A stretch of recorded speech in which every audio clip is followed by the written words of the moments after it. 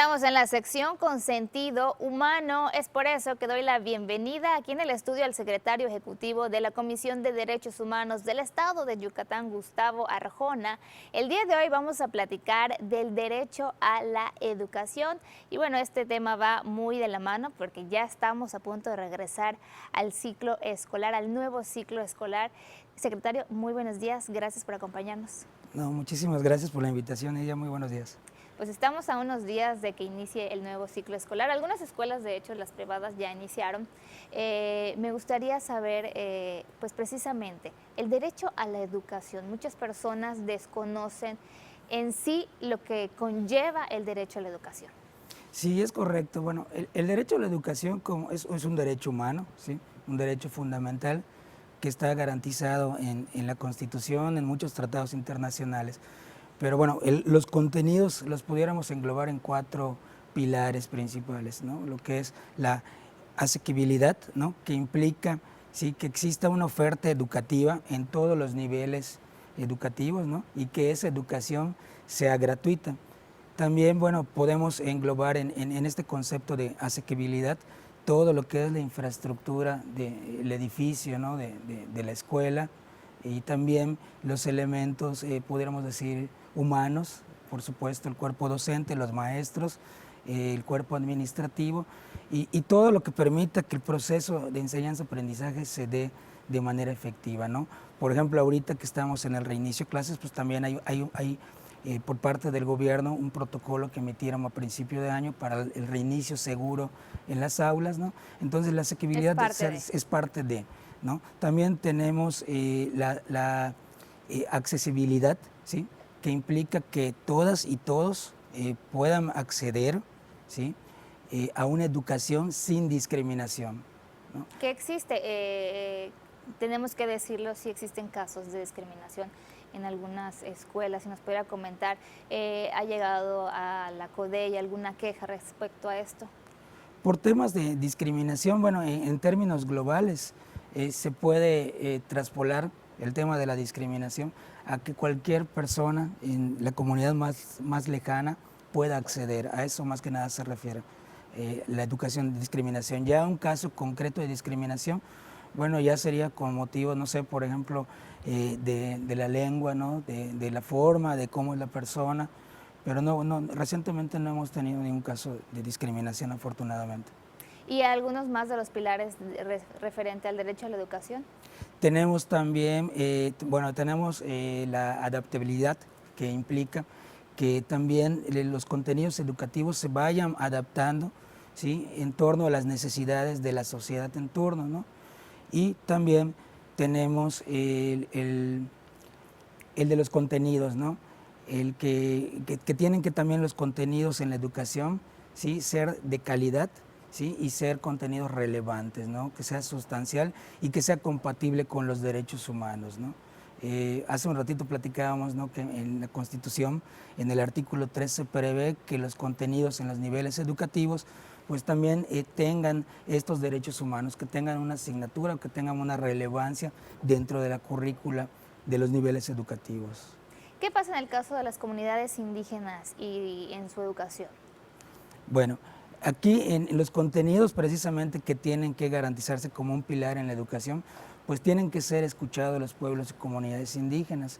Digo, hace unas semanas estuvimos por aquí y hablamos de los pueblos y comunidades indígenas y del convenio 169 de la OIT, que es un instrumento internacional que prevé un diálogo, o sea que para cualquier cuestión o política que se vaya a implementar en un pueblo y comunidad indígena, esto se prevé que tengan que ser escuchados, o sea, tienen que ser escuchados y los contenidos también en el nivel educativo tienen que adaptarse a los pueblos y comunidades indígenas, a su cultura, a sus tradiciones y sobre todo a preservar su lengua y sus tradiciones. Hablábamos de los libros de texto gratuito. Cuando llegan a estas comunidades indígenas, ¿qué es lo que sucede? Porque pues muchas veces están pues precisamente en español y ellos tienen su propia lengua. Hablemos por ejemplo del maya. Sí, yo entiendo que ya hay grupo, como sea, de maestros que igual también están promoviendo ya la lengua maya escrita, ¿no? Porque como bien dices, muchas veces en las comunidades, en los pueblos, se habla naturalmente el maya, pero muy pocos lo escriben, ¿no? Igual también los contenidos educativos pues tienen que estar orientados precisamente a este conocimiento. Por supuesto. Y preservación de la lengua escrita.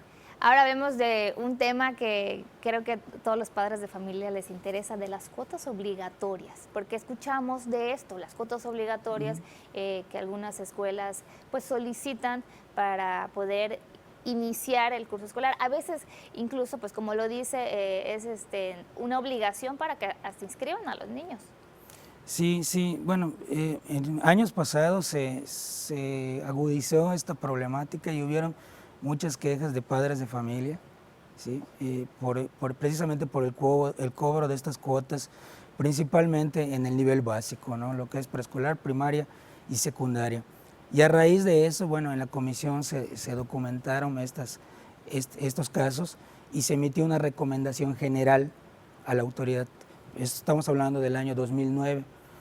A raíz de eso, a partir de ese momento. Exactamente, pero cuando se emite una recomendación general es que existió una reiteración de casos y nosotros pues la tenemos permanentemente en seguimiento y estamos vigilantes pues que se cumpla con esa recomendación. Entonces obviamente esto ya es considerado pues de alguna manera violatorio al derecho a la educación. ¿Por qué la educación debe ser gratuita? La educación, en uno de los pilares esenciales, en el primero, en la asequibilidad, pues implica que tiene que ser gratuita. Si algún padre de familia que tenga a sus hijos en una escuela pública y que se esté presentando, pues obviamente el caso de las cuotas obligatorias, sobre todo pues ahora que van a iniciar las clases, ellos pueden comunicarse con ustedes. Sí, claro que sí, pueden comunicarse con nosotros. De hecho, es una idea de platicar también de la recomendación, que sepan pues que esta situación pues de alguna manera está pendiente en la comisión. Estaremos muy pendientes de la comisión de cualquier situación al respecto. Sin embargo, también a lo largo de todas estas semanas que hemos platicado con ustedes, siempre decimos que el conocer sobre nuestros derechos pues precisamente nos abre la visión, hace que nosotros podamos incluso hacer que respeten nuestros derechos, porque el desconocimiento pues precisamente hace que nos tenga, podemos decirlos, a un lado. Ustedes trabajan para la difusión de los derechos humanos. ¿Qué es lo que realizan? Sí, esa podríamos decir la otra cara de la moneda. No solamente estamos vigilantes de que no se vulneren los derechos humanos de las personas en el ámbito educativo, sino que también nosotros abonamos con la promoción y difusión de los derechos humanos y trabajamos con las escuelas, con los maestros, con los padres de familia y por supuesto con las niñas, niños y adolescentes. Tenemos programas permanentes, tenemos un teatro Guiñol con 3 presentaciones diferentes. Hay una que se denomina Había una vez un derecho, que es dirigida a niños de preescolar. Tenemos otras 2 que hablan, una acerca sobre el bullying y otra sobre la prohibición de la discriminación, sobre el tema de la discriminación y el racismo también en las escuelas. Y esas van dirigidas a niños de primaria. Tenemos también una presentación que habla sobre violencia familiar, es un monólogo. Y también tenemos varias pláticas y conferencias en torno al bullying, a todo lo que tiene que ver con el proceso de enseñanza-aprendizaje, ¿no? Las situaciones que se pueden advertir en las escuelas, ¿no? Y que de alguna manera nos pueden ayudar a prevenir, como bien señalas, los derechos humanos en aulas. Perfecto, secretario. ¿Algo más que quisiera agregar para el auditorio que nos está escuchando? Pues nada, pues igual también comentarle, reconocer a los maestros y también comentarles que también tienen un aliado en la comisión y pueden igual también pues de alguna manera plantear esta situación a las escuelas para que soliciten estos servicios que nosotros ofrecemos. Los números que tenemos el número el 927-9275 para poder solicitar estos servicios que damos en la comisión y el 927-8596. Secretario, muchísimas gracias por habernos acompañado. No, al contrario, muchas gracias por la invitación. Es el secretario ejecutivo de la CODEI, Gustavo Arjona. Tenemos más información, Fátima, que nos vas a platicar.